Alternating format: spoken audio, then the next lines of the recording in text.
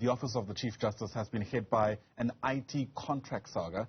This comes after weekend reports revealed that former employees who had recently resigned would get a cut of a contract worth 225 million rand. The office says it's seeking legal advice on this matter. So this morning, we take a look at how this contract was approved in the first place and its impact on the credibility, possibly, on the Office of the Chief Justice. And for that, let's bring in Tebogo Khaas, who's the chair of Public Interest SA, and joins us via our video link this morning. Great to see you, sir. Thanks very much, as always, for making time. You know, everybody who's involved in the saga, as it's now being called, has denied any wrongdoing, including Reuters, who we know subcontracted the company that was started by these former employees. But the optics, especially when you consider that one of the former employees used to be the CFO and sat on the adjudication committee, which decides on winning bidders, the optics around that leave a lot to be desired. No, absolutely, and thanks, Ayanda, for having me. Yes, absolutely, this, it doesn't look good, not only for the Office of the Chief Justice, but for Reuters, as well as the former employees of the Office of the Chief Justice themselves. Because certainly it cannot be that this cannot be interpreted any other way than throwing a javelin by the said employees. Yeah, perhaps it's worth taking a few steps back. So there were 3 employees who used to work in the Office of the Chief Justice. They resigned, and I think it was a day later, got a contract from this office after being subcontracted by Reuters. What else do you reckon we need to know around the questions that this brings up?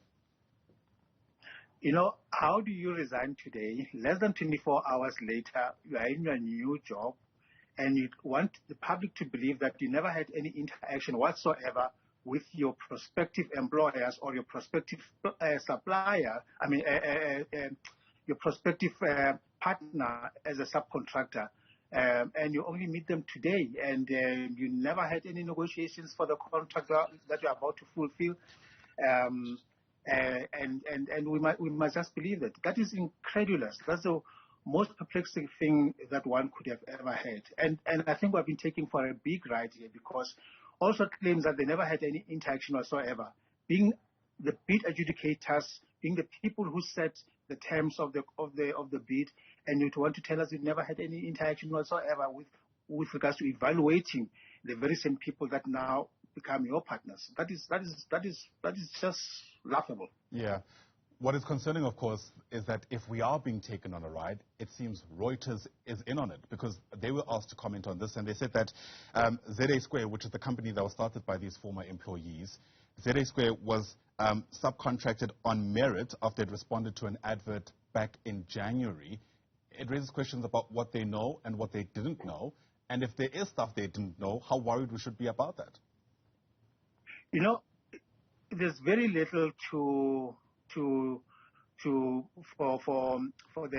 Thomson Reuters and their partners to cling on, because if you look at the genesis of this contract itself, it smacks of corruption and nothing else, because they claim that this was a single source, in other words, sole supplier type of bid, whereupon there are not any other parties who could have provided what Thomson Reuters were able to or are going to be doing for the Department of Justice via the Office of the Chief Justice.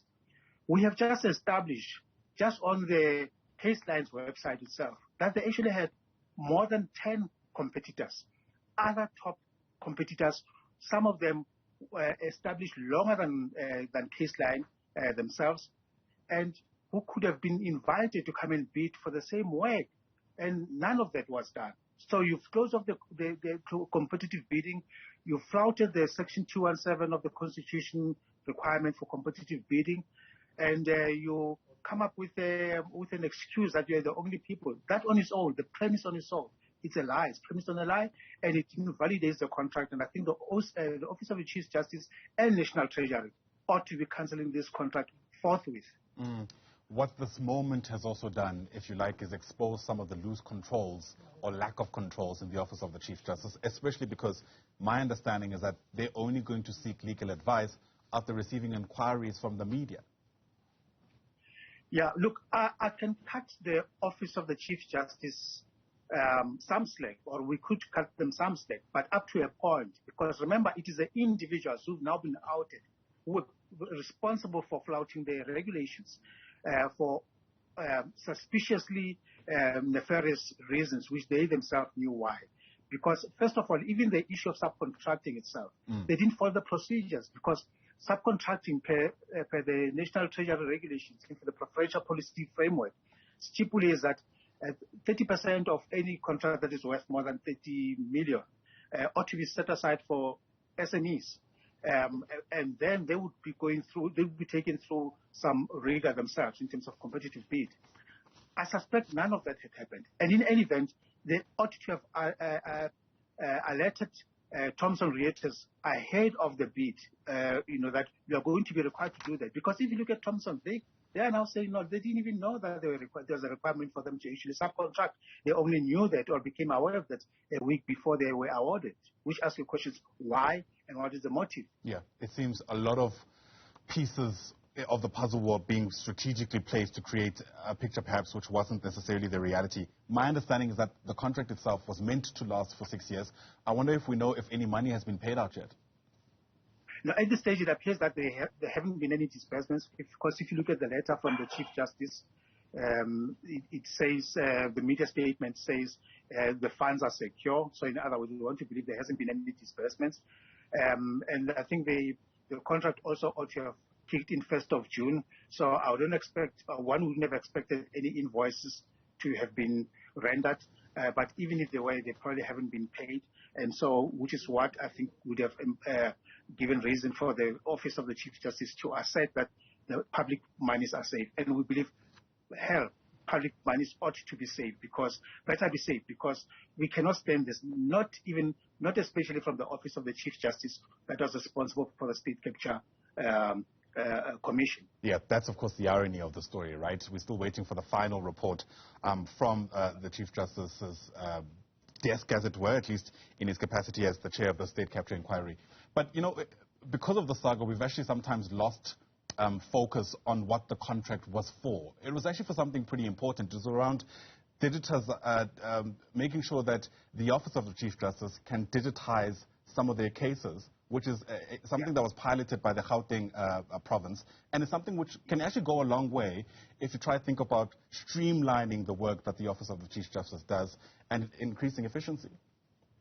No, absolutely. It will help with improving efficiencies and also making sure that the workflow becomes much easier to manage by the officers of the courts. Here I'm talking about the prosecutors, the defense attorneys, the magistrates or the judges themselves.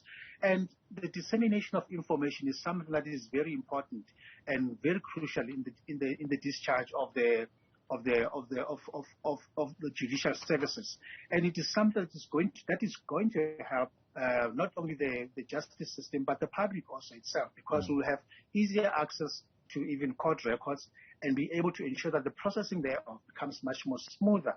And what is saddening is the fact that this could actually be linked to another major project, a multi-billion project, the National Digitization Project, whereupon physical records, court records going back years, could actually be digitized and actually stored electronically to be able to disseminate it. But the court records, or even old judgments, or even other material that is actually would make the judiciary work much more efficiently. But unfortunately, we seem to have started, or the Office of the Judiciary and Chief Justice seems to have started on a wrong footing, because it means it clouds everything. Now we're going to have to look at every little piece of procurement event with a beady eye.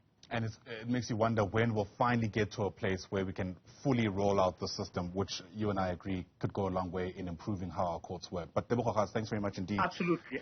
Yeah. Yes, and sorry, just as a parting way, we are not going to let our eyes off this one. We actually also are taking legal advice on this matter, and until it is cancelled, we will never stop. It's good to hear. Tebogo Khaas, thanks very much indeed for helping us connect the dots as always. Tebogo is the chair of Public Interest SA, helping understand the saga around this IT contract in the Office of the Chief Justice.